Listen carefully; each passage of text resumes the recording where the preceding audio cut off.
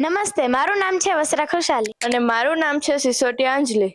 અમે પુરુષાર્થ સ્કૂલમાંથી આવીએ છીએ. અમારા પ્રયોગનું નામ છે પ્લાસ્ટિકનું રિસાયકલિંગ. આપણે જાણીએ છીએ કે આજના યુગમાં પ્લાસ્ટિકનો ખૂબ જ વધુ માત્રામાં ઉપયોગ થઈ રહ્યો છે. હજારો લાખો વસ્તુઓ છે કે જે પ્લાસ્ટિકમાંથી બનાવવામાં આવે છે, પણ તેનું રિસાયકલિંગ ખૂબ જ ઓછી માત્રામાં કરવામાં આવે છે.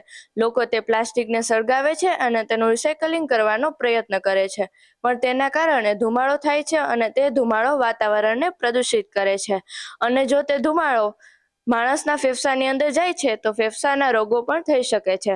ગાય કે અન્ય પ્રાણીઓ જ્યાં પ્લાસ્ટિકને ખાઈ લે છે તો તેને પણ રોગો થઈ શકે છે. મોટી મોટી કંપનીઓ આ કચરાને નદીઓ અને બીજા જળાશયોમાં નાખે છે, પરંતુ આમ કરવાથી ગંદકી ફેલાય છે અને દર વર્ષે સરકાર હજારો ટ્રકો કચરો નદીઓ અને બીજા જળાશયોમાંથી બહાર કાઢે છે અને દર વર્ષે 10 લાખથી પણ વધારે સમુદ્રી જીવો આ કચરાને કારણે મૃત્યુ પામે છે.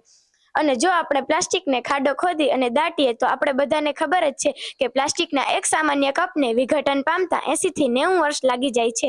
માટે અમે આ પ્રોજેક્ટ બનાવ્યો છે, જેમાં એક અંતર્ગોળ અરીસો છે જે સૂર્યના કિરણોને એકત્ર કરે છે અને તેના ફોકલ પોઈન્ટ પર પાડે છે. જે નકામું વેસ્ટ પ્લાસ્ટિક છે તેને તેની અંદર નાખવાનું. ત્યારબાદ વધારે તાપમાન સાથે તેની અંદર પાયરોલિસિસ નામની એક પ્રક્રિયા થાય છે, જેની અંદર આપણે ઉદ્દીપક નાખીશું. ઉદ્દીપકનું કાર્ય એ છે કે તે કોઈ પણ પ્રક્રિયાને ઝડપી બનાવે છે અને પ્લાસ્ટિકના અણુઓને તોડે છે. ત્યારબાદ તે પ્લાસ્ટિક ઓગળશે અને તે આગળ આવશે. ત્યાં તેને ઠંડુ પાડવામાં આવશે.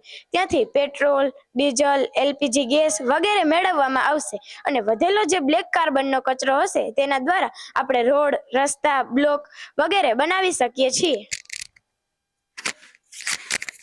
આ એક ઓટો વોકેશન ડીશ છે જેની અંદર LDR સેન્સર લગાવેલું છે, જે સૂર્યના કિરણોને ડિટેક્ટ કરે છે અને તેની તરફ ફેરવે છે, જેથી અંતર્ગોળ અરીસાને સૂર્યના કિરણો એકત્ર કરવામાં સહાયતા રહે છે.